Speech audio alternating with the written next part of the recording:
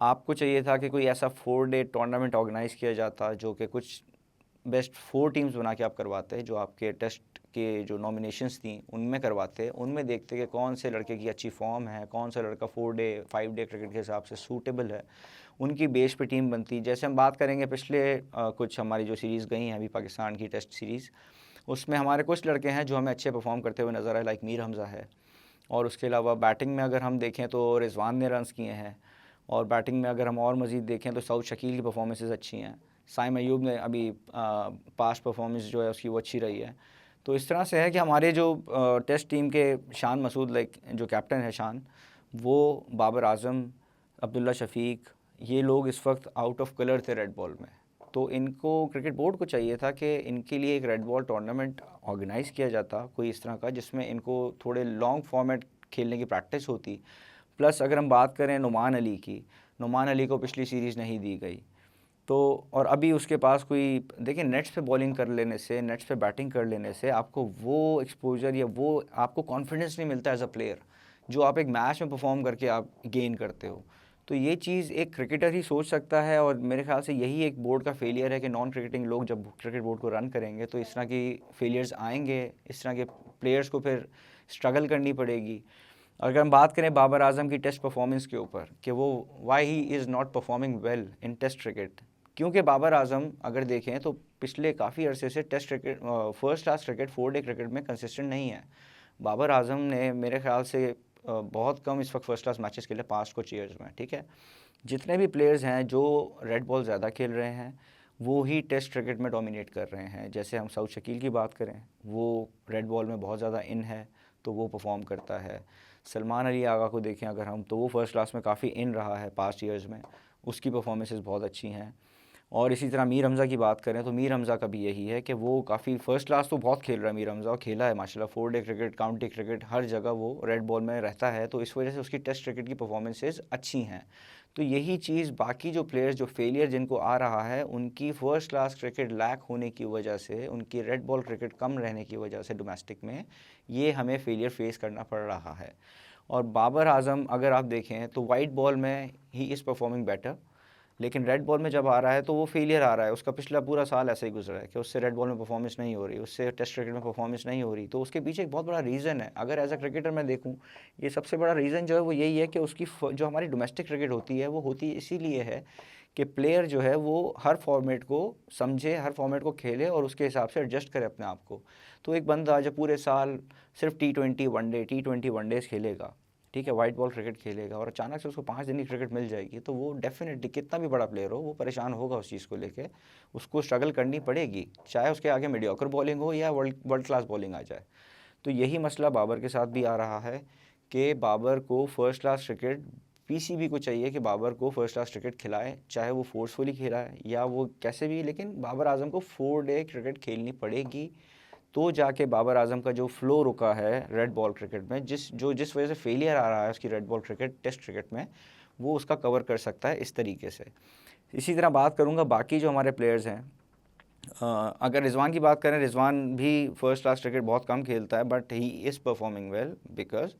रिजवान खेलता है lower order पे। अच्छा, उसकी भी एक चीज़ जो मैंने एनालाइज़ की है एज अ क्रिकेटर, जो मेरी एक्सपीरियंस के ऊपर मैं बात करूँ, तो टेस्ट क्रिकेट होती है ना, सेशन वाइज होती है, ठीक है। नया बॉल होता है, फिर पुराना होता है, फिर और पुराना होता है। जैसे कि हम पहले 2 घंटे खेलते हैं, फिर लंच हो जाता है, फिर उसके बाद टी होती है, फिर उसके बाद लास्ट सेशन होता है, डे ऑफ हो जाता है। तो फर्स्ट सेशन में बॉल नया होता है, ऑब्वियसली सबको पता है, नया बॉल चलना स्टार्ट होता है। तो जो ऊपर के बैट्समैन होते हैं उनको ये चीज़ थोड़ा सा डिफ़िकल्टी करती है, अगर किसी की फास्ट बॉलिंग अच्छी है और पिच थोड़ा सा मूवमेंट वाला है जिसमें सीम है और कंडीशंस ऐसी हैं कि स्विंग हो रहा है बॉल, तो ऊपर के जो बैट्समैन होते हैं वो स्ट्रगल डेफिनेटली करते हैं। लेकिन जैसे जैसे बॉल पुराना होता जाता है, जैसे जैसे विकेट यूज़ होती जाती है, पुरानी होती जाती है, तो वो थोड़ा सा बैटिंग ट्रैक बनती जाती है।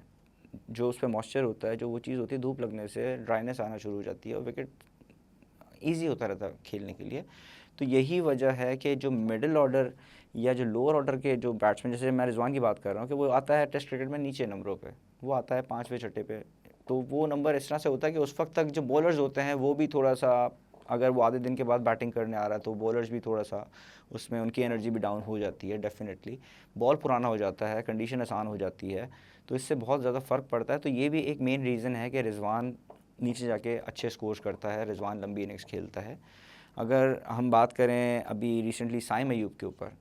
तो साइम अयूब ने काफ़ी चेंज किया है। अच्छा, साइम की वही बात है कि साइम ने जैसे अभी लास्ट सीरीज़ में खेला है,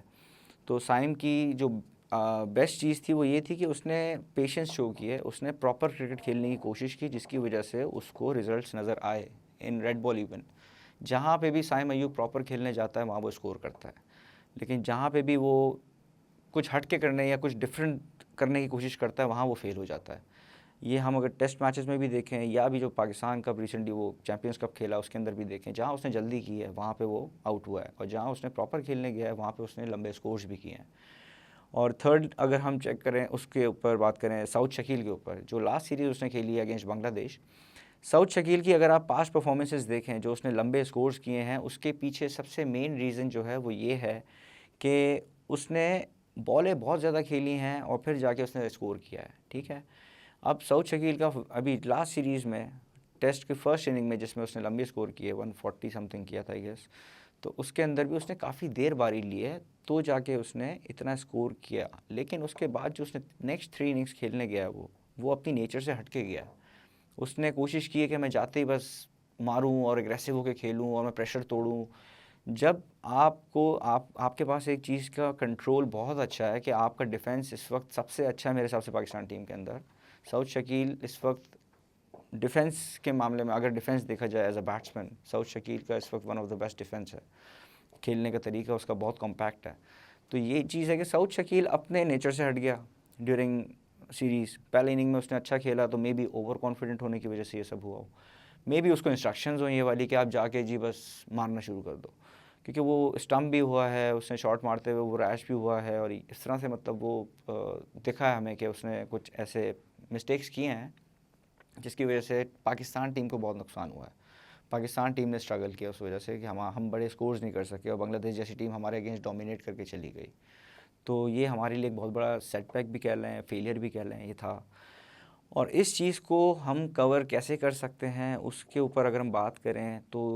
इस चीज़ को हम कवर सिर्फ एक तरीके से कर सकते हैं कि हमें अपने स्ट्रक्चर में, हमें क्रिकेट बोर्ड के अंदर अपने स्ट्रक्चर में स्पेशलिस्ट प्लेयर्स रखने पड़ेंगे। इफ़ हम टेस्ट क्रिकेट खेल रहे हैं उसके लिए specialist 4 day red ball players होने चाहिए। अगर हम वनडे खेल रहे हैं तो उसके लिए वाइट बॉल स्पेशलिस्ट वनडे के अकॉर्डिंग होने चाहिए। और अगर हम T20 खेलते हैं तो उसमें हमें T20 के हिसाब से हमें स्पेशलिस्ट रखने होंगे जो T20 एक्सपर्ट्स होते हैं, जैसे हम कहें कि जिनकी पावर हिटिंग होती है, जो इस तरह से खेलना जानते हैं। अब हमारे यहाँ ये कह लें कि हम PSL की परफॉर्मेंसेस पे टेस्ट प्लेयर्स बनाते हैं। जैसे हम पास्ट में देखा जाए बहुत सारे PSL के परफॉर्मर्स जिन्होंने PSL में बहुत अच्छी परफॉर्मेंसेस की हैं वो टेस्ट डेब्यू कर गए आके। तो ये एक एज अ क्रिकेटर मुझे ये चीज़ समझ नहीं आती, और जो भी क्रिकेटर अगर इस चीज़ को सोचे तो वो भी इस चीज़ पे एग्री करेगा कि T20 फॉर्मेट से हम टेस्ट प्लेयर कैसे पिक कर सकते हैं। सबसे बड़ी ये क्वेश्चन मार्क है जो क्रिकेट बोर्ड पे आती है।